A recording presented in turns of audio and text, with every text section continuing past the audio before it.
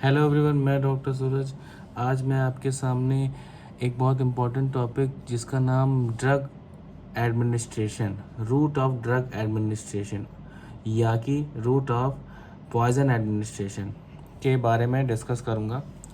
तो जैसा कि आप समझ पा रहे होंगे कि पॉइज़न या कोई ड्रग्स हम किसी विक्टिम या किसी पेशेंट को दे रहे हैं उसके वेलबींग के लिए, या उसे होमोसाइडल इवेंट या सुसाइडल इवेंट्स के लिए अगर कोई पॉइज़न एडमिनिस्टर कर रहा है तो कौन कौन से रूट्स को वो फॉलो कर सकता है, तो इसके बारे में हम यहाँ पे डिस्कस करेंगे।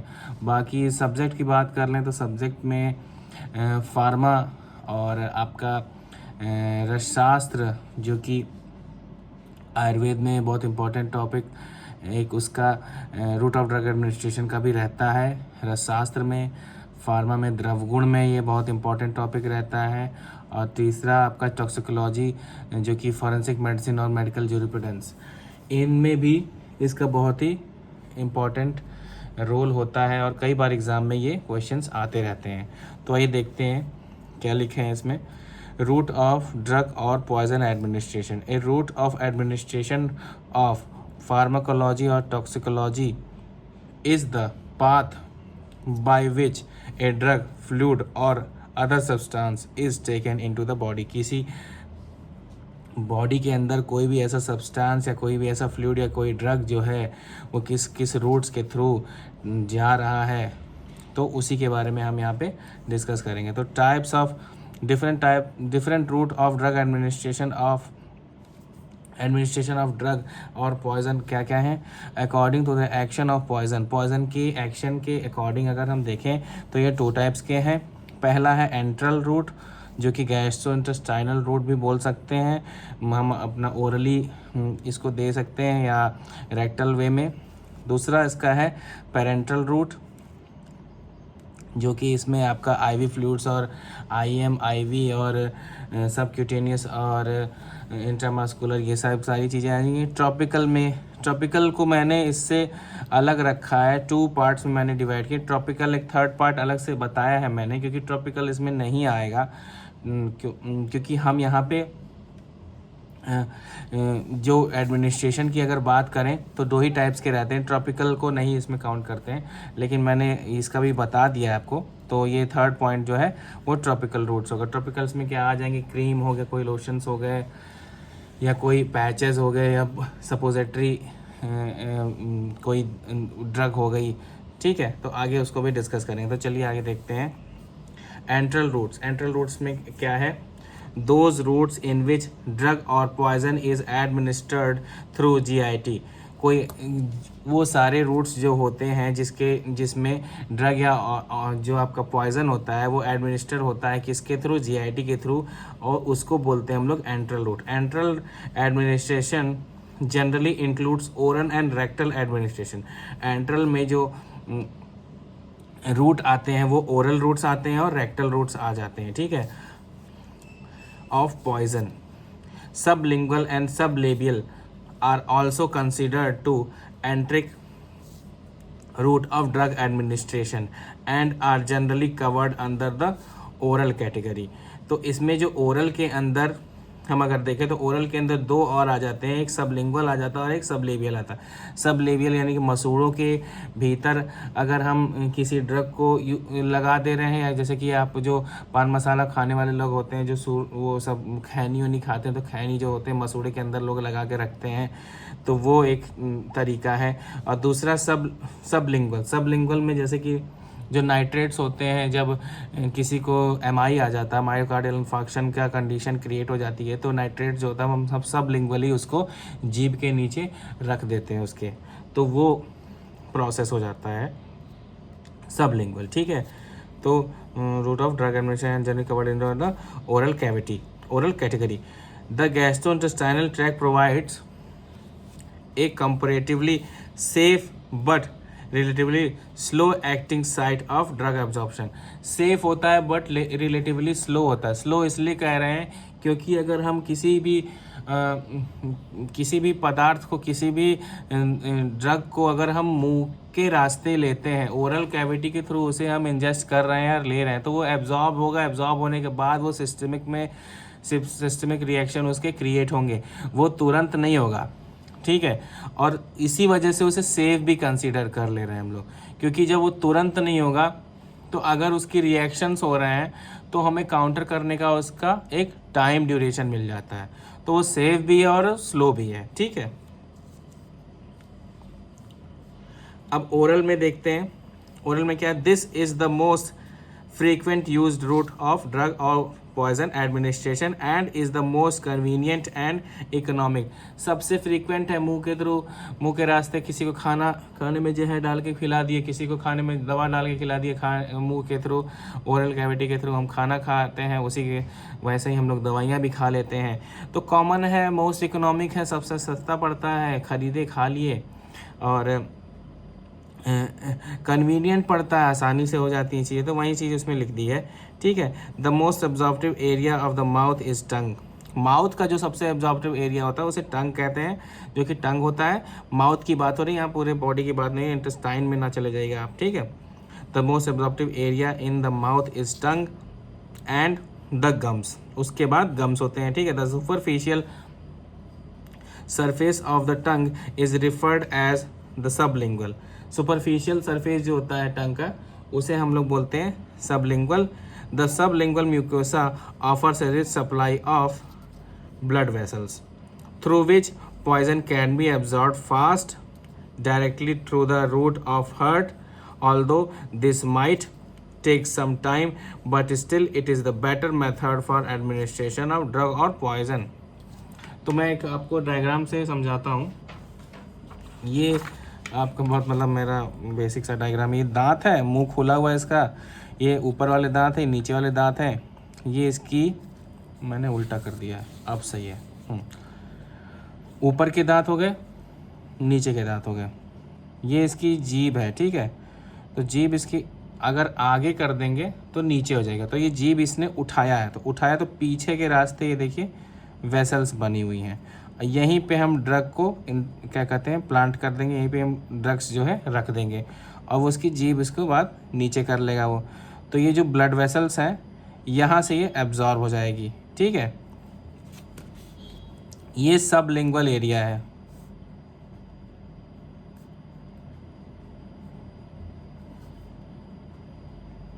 ठीक। हाँ, तो इसमें क्या कह रहा है, the sublingual mucosa offers a rich supply of blood vessels through which poison can be absorbed fast directly through the root of heart।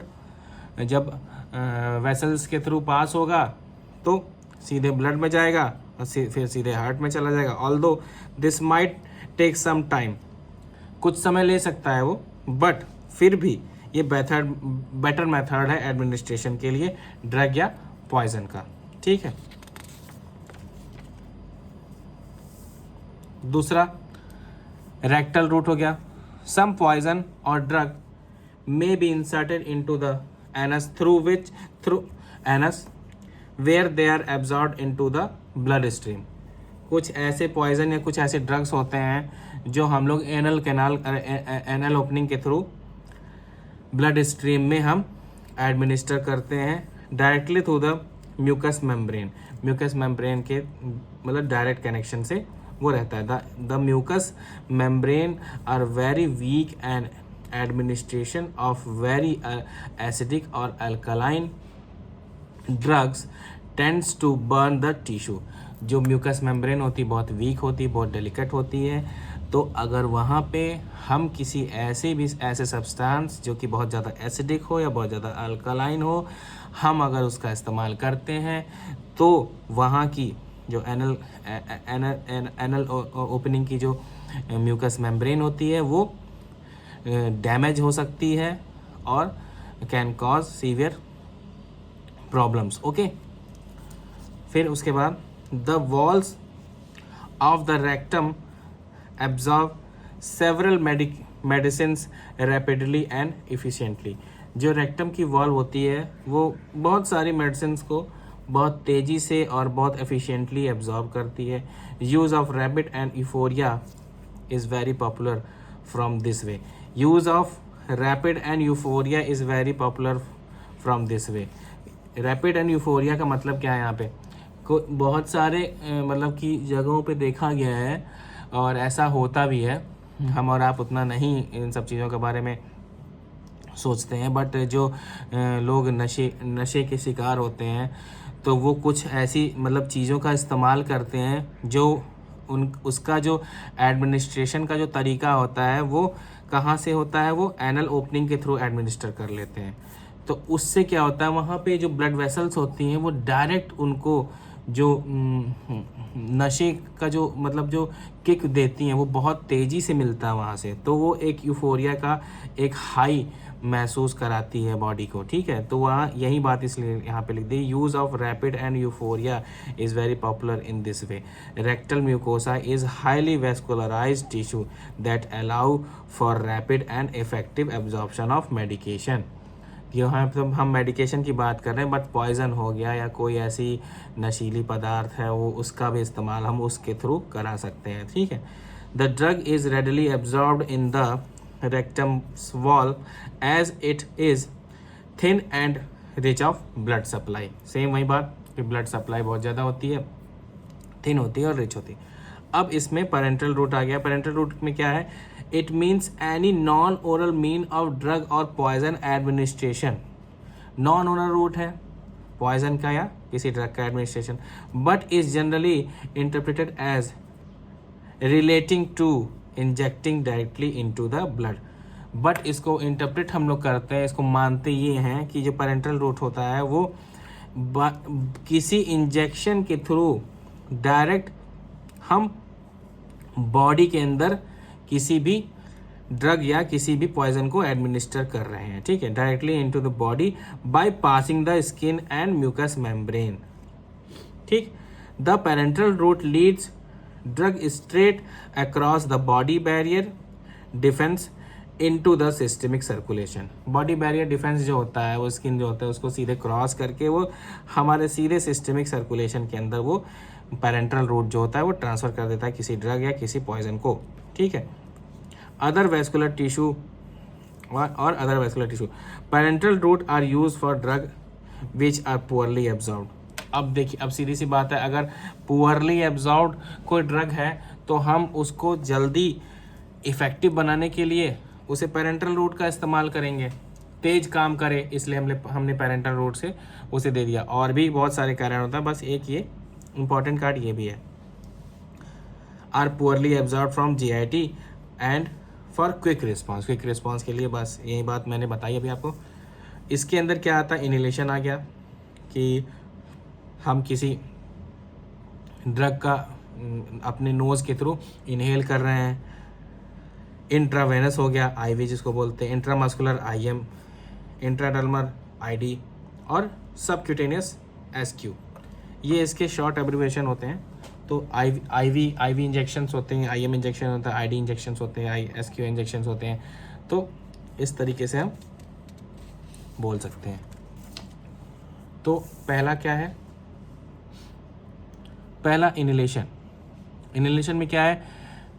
It is the fastest way through which poison can be administrate. ये सबसे ज़्यादा fastest way है किसी भी poison या किसी भी drug का एडमिनिस्ट्रेशन करने के लिए। पहली बात, nose act as a main passage for inhalation.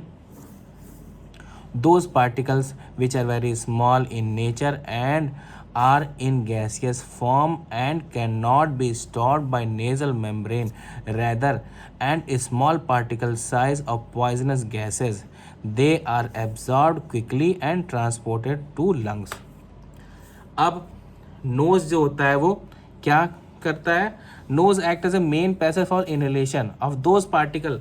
ऐसे पार्टिकल्स के लिए वो मेन पैसेज क्रिएट करता है जो कि स्मॉल होते हैं, very small in nature, gaseous form में होते हैं और नेजल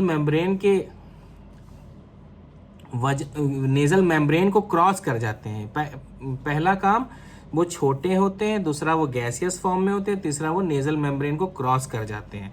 उनका जो पार्टिकल साइज होता है वो बहुत छोटा होता है, और इसके वजह से क्या होता है, जो poisonous gas they are absorb quickly and transported to lungs, वो बहुत ही जल्दी क्विकली ट्रांसपोर्ट हो जाते हैं लंग्स के अंदर और एब्जॉर्ब हो जाते हैं। और एब्जॉर्ब होने की वजह से जब लंग्स में वो एब्जॉर्ब होते हैं, लंग्स के थ्रू वो ब्लड स्ट्रीम में चले जाएंगे, क्योंकि ऑक्सीजन का जो आदान प्रदान होता है हमारे ब्लड के और हमारे लंग्स के बीच ही होता है। तो लंग्स के अंदर कोई गैसियस फॉर्म में कोई भी एलिमेंट या कोई भी पॉइजन या कोई भी ड्रग मौजूद है तो हमारे ब्लड स्ट्रीम में तुरंत के तुरंत एंट्री कर जाएगी और पूरे बॉडी को, whole body system almost immediately effect हो जाएगा उसकी वजह से। ठीक है। दूसरा, intravenous, it is one of the fastest way of drug और पॉइजन एडमिनिस्ट्रेशन। ये एक और अपने आप में बहुत इंपॉर्टेंट, बहुत तेज काम करने वाला ड्रग एडमिनिस्ट्रेशन का वे है। ठीक है, route of drug administration, because the drug directly give into the veins, क्योंकि जो ड्रग्स होते हैं वो डायरेक्टली वेन्स के अंदर हम इंसर्ट कर देते हैं। ठीक है, विच veins which get into bloods और circulated through out the body, और फिर उसके बाद वो जब वेन्स के अंदर चले जाएंगे तो वो सीधे सीधे ब्लड में घुल जाएंगे, और ब्लड में घुलते ही आपको पता होना चाहिए कि वो सर्कुलेटरी सिस्टम में आ जाएंगे, पूरे बॉडी में उसका सर्कुलेशन हो जाएगा, body very quickly and showing the result symptoms almost instantly. और जो इसके सिम्टम्स होंगे अच्छे या बुरे तुरंत के तुरंत आएंगे, जो उसका रिजल्ट आएगा वो भी तुरंत आएगा। अगर वो दवाई है कोई फेटल ड्रग्स को काउंटर करने के लिए, फेटल डोज, कोई किसी को मतलब कोई क्या कहते हैं कुछ काट लिया है, कोई उसको एंटीडोट देना है, तो हम अगर उसे काउंटर कर रहे हैं तो इंट्रावेनस हमने दिया, बहुत तेज़ी से इफेक्ट आएगा, पूरे बॉडी के अंदर वो एंटीडोट फैल कर जाएगा और हमारा जो विक्टिम है वो बच जाएगा। instantly leads to various symptoms regarding to the poison which is given to the victim, which includes death। और अगर ऐसा होता है कि हम कोई पॉइजन इंजेक्ट कर दिए हैं इंट्रावेनसली, तो हमारे बॉडी के अंदर वो तुरंत इंजेक्ट हो जाएगा, उसके बाद वो पूरे ब्लड में फैल जाएगा, फैलने की वजह से उसकी लास्टली डेथ हो सकती है। The victim also in some cases the route of drug administration is 100% bioavailability। इसकी 100% bioavailability होती है, मतलब कि पूरी तरीके से वर्क करेगा एकदम, कुछ भी इसमें एक भी हिस्सा बचेगा नहीं कि 99% वर्क हुआ या 70% वर्क हुआ 30% छूट गया ना, एकदम पूरे तरीके से। कुछ चीज़ों में तो एकदम 100% बायोअवेलेबिलिटी होती है इसकी। अब तीसरा क्या है, इंट्राडर्मल। इंट्राडर्मल में क्या है, in this administration of poison intradermally into the dermis, ये just below the epidermis. Epidermis के जो हमारी स्किन है, स्किन के जस्ट बिलो की जो लेयर होती है, डर्मिस की जो लेयर होती है, वहाँ पे ये एडमिनिस्ट्रेट किया जाता है। कौन सा, इंट्राडर्मल इंजेक्शन जो होते हैं, इंट्राडर्मल रूट जो होता है वो कहाँ पे होता है, स्किन, ये हमारी स्किन है, स्किन के बस अंदर वाली जो इसके जो स्किन की जो पीछे वाली लेयर होती है उसमें इंसर्ट होता है। ठीक है, this kind of administration mainly found in case of chronic poisoning. Chronic poisoning में ये होता है, एक्यूट पॉइजनिंग में नहीं होता, क्योंकि एक्यूट पॉइजनिंग मतलब कि पॉइजन दिया तुरंत इफेक्ट आया, इसका इफेक्ट तुरंत नहीं आएगा, इसके इफेक्ट को आने में टाइम लगता है, तो इसको हम लोग क्रोनिक पॉइजनिंग में यूज़ कर रहे हैं। और some type of idiosyncrasy caused by use of certain contraceptive which are now available for transdermal uses also। idiosyncrasy क्या है, idiosyncrasy के बारे में बता दे रहा हूँ मैं। idiosyncrasy का मतलब ये हुआ, कोई भी ऐसा अनयूजुअल या एबनॉर्मल रिएक्शन अगर किसी इंडिविजुअल को हो रहा है किसी ड्रग से, इवन वो जो ड्रग है वो नॉर्मल डोज में दी गई है उसके बाद भी, तो वो इडियोसिंक्रेसी उसे हम लोग बोलेंगे। तो यहाँ पे क्या लिखा है, this kind of administration found in case of chronic poisoning और some type of idiosyncrasy caused by certain contraceptive which are now available for transdermal use also. तो इस रूट में जैसे कि कोई ट्रांसडर्मल जो कॉन्ट्रासेप्टिव मेथड्स होते हैं, कॉन्ट्रासेप्टिव जो ड्रग्स होते हैं, जो हमारा गर्भ निरोधक ड्रग्स होती हैं, वो कुछ ऐसी ड्रग्स होती हैं जिनको हम दे देते हैं और देने के बाद क्या होता है, वो हमारे बॉडी के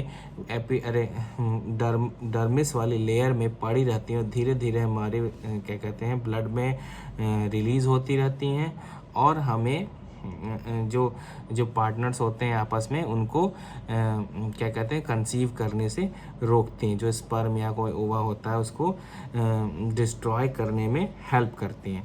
तो यहाँ पे ये लिखा है this kind of administration mainly found in case of chronic poisoning. Chronic poisoning में ऐसा एडमिनिस्ट्रेशन का इस्तेमाल होता है और some type of idiosyncrasy cause by certain contraceptive which are now available for transdermal uses. किसी ऐसी इडियोसिंक्रेसी अगर कोई हुई है तो उसमें इसका काम इस्तेमाल होता है। This route has the longest absorption time as compare to subcutaneous injection and intramuscular injections. इसका जो टाइम होता है वो सबसे ज़्यादा होता है अगर सबक्यूटेनियस के पॉइंट ऑफ व्यू से देखें तो, ठीक है।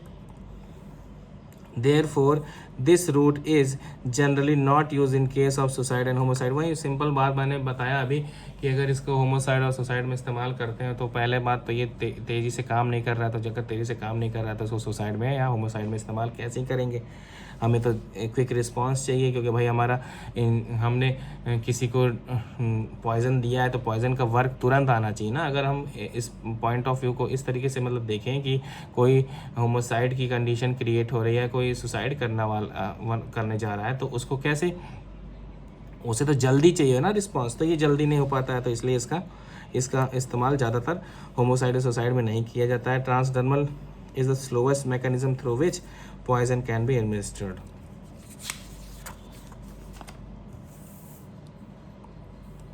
Subcutaneous, it is a needle insert in the fatty tissue just beneath the skin। ये स्किन के जस्ट beneath आपको देना है, फैटी टिश्यू के जस्ट beneath। ये ट्रांसडर्मल नहीं है। ट्रांसडर्मल क्यों नहीं है? क्योंकि यहाँ पे डर्मिस वाली लेयर में हमने नहीं दिया है। एपिडर्मिस के नीचे जो डर्मिस वाली लेयर होती है वहाँ पे अगर हम दे रहे हैं, ड्रग को इंजेक्ट किए हैं, तो वो होगा ट्रांसडर्मल। और स्किन के जस्ट बिलो अगर हम किसी भी ड्रग को दे रहे हैं फैटी टिश्यू के जस्ट बिलो, तो वो हो गया सबक्यूटेनियस, ठीक है। स्किन आफ्टर ए ड्रग और poison is administrated, it then moves into small blood vessel. फिर ये स्मॉल ब्लड वेसल्स कैपिलरीज में चला जाता है, कैरिड अबाउट, वो फिर ब्लड स्ट्रीम में चला जाएगा। सबक्यूटेनियस रूट ऑफ हाँ, ये कहाँ दिया जाता है? Subcutaneous route is preferred route for many protein drug because such drug would be destroyed in the digestive tract if they were taken already.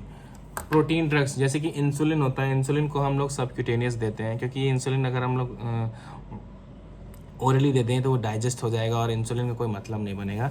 तो इसलिए बहुत सारी प्रोटीन वाली जो ड्रग्स होती हैं उनको हम लोग सबक्यूटेनियस देते हैं। जो इरेथ्रोपोइटिन का इंजेक्शन लगता है वो हमें जब हमारी बॉडी में ब्लड का जो बनना बंद हो जाता है या बहुत कम हो जाता है तो इरेथ्रोपोइटिन का हमें इंजेक्शन लगता है, तो वो भी हमें सबक्यूटेनियस दिया जाता है। थर्ड और लास्ट पॉइंट क्या है? लोकल यानी कि टॉपिकल में क्या है? Drug applied directly to the body surface, nose हो गया, लंग्स हो गया है और स्किन हो गया। Mainly for local effect, some time also for systemic absorption. Skin में क्या है? स्किन का पॉइंट 2 पॉइंट में डिवाइड किया है, डर्मल और ट्रांसडर्मल। डर्मल में लोकल एक्शन होगा, क्रीम, ऑइंटमेंट, लोशंस, जेल्स हो गए इसके अंदर। ट्रांसडर्मल सिस्टमिक एब्जॉर्प्शन हो गया, कोई ड्रग पैच हो गया जो कि अप्लाई किया गया स्किन में और ड्रग पैच जो धीरे धीरे उसको ब्लड स्ट्रीम में धीरे धीरे डिजॉल्व कर रहा है, ठीक है। Drug patches applied into the applied to intact skin, drug diffuse slowly into the blood. Example क्या? निकोटिन पैचेस हो गए। निकोटिन पैच बहुत ज़्यादा मतलब वो तो नहीं है, ट्रेंडिंग नहीं है, बट लोग लगाते हैं। फेंटानिल पैचेस किसी का ऑपरेशन हुआ है तो उसको फेंटानिल पैच लगा दिया, उसको पेन बहुत ज़्यादा है ओपियोइड ये एनाल्जेसिक है, ओपियम डेरिवेटिव्स की एनाल्जेसिक है ये फेंटानिल। कॉन्ट्रासेप्टिव पैचेस जो भी मैंने बताया था अभी पहले। आइज़ में आई ड्रॉप्स का इस्तेमाल करेंगे, कोई ऑइंटमेंट का इस्तेमाल करें। ईयर में इस्तेमाल का सॉल्यूशन कोई सस्पेंसन इस्तेमाल कर सकते हैं ईयर कैनाल के लिए। नोज़ में कोई स्प्रे इस्तेमाल कर सकते हैं, ड्रॉप्स पाउडर हो गया इंसर्टेड नॉस्ट्रल में चला जाएगा ये। रेस्पिरेशन में आपका कोई गैस हो गया, वेपर हो गया और कोई एरोसोल हो गया, रैपिड परफॉर्मेंस के लिए होता है। जैसे कि अस्थमा में हम लोग इस्तेमाल करते हैं वो जो पफ जो होते हैं एरोकार्ट और ब्रूडाकार्ट करके जो वो इनहेलर्स आते हैं।